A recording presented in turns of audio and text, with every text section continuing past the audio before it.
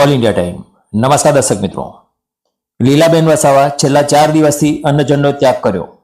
જેને લઈને ખેડૂતોના સમર્થનમાં નાંદોદના ધારાસભ્ય દર્શનાબેન દેશમુખે સ્થળ ઉપર પહોંચી તેમની તબિયત વિશે પૂછી સ્થળ મુલાકાત લીધી। રિપોર્ટ ઇકબાલ સોલંકી, નર્મદા। સાગબારા તાલુકાના લાલખોપી સહિતના 12 જેટલા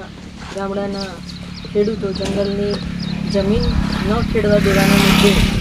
છેલ્લા 4 દિવસથી આજે આ ધરણા પર બેઠા છે। ત્યારે એમના ખબર અંતર પૂછવા માટે અને એમની સાથે એમને સહયોગ કરવા માટે, એમને સાથ આપવા માટે આજે મળવા માટે આવ્યા છે। અને અમારા લીલાબેન કે જે આ ખેડૂતોના પ્રશ્નને વાચા આપવા માટે અને ખેડૂતોના પ્રશ્નને લઈને જે રીતના ધરણા પર બેઠા છે, ત્યારે ખરેખર એક મહિલા તરીકે અમારા લીલાબેને પોતે અન્નજળનો ત્યાગ કરેલો છે અને છેલ્લા 4 દિવસથી એમણે અન્નનો દાણો પણ પેટમાં લીધો નથી। ખેડૂતોના અવાજ માટે, ખેડૂતોના પ્રશ્ન માટે જ્યારે બેન તરીકે આજે આવી રીતના ધરણા પર બેઠા છે,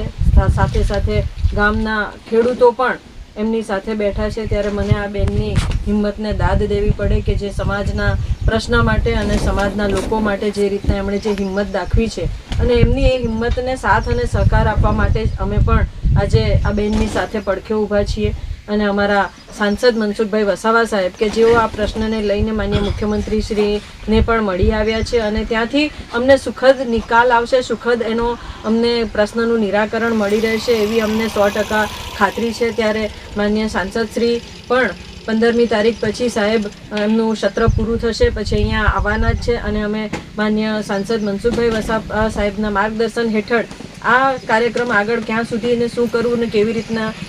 એને આગળ વધારવું કે શું કરવું એ માટેનું એમના માર્ગદર્શન થકી અમે આ કાર્યક્રમને કન્ટિન્યુઅસ રાખીશું ત્યાં સુધીમાં। અને સરકારને પ્રત્યે અમને વિનંતી છે કે અમને આ વહેલી તકે આનું નિરાકરણ કરી આપવામાં આવે। આજે આ ખેડૂતો જે રીતના બેઠા છે એ ખેડૂતોને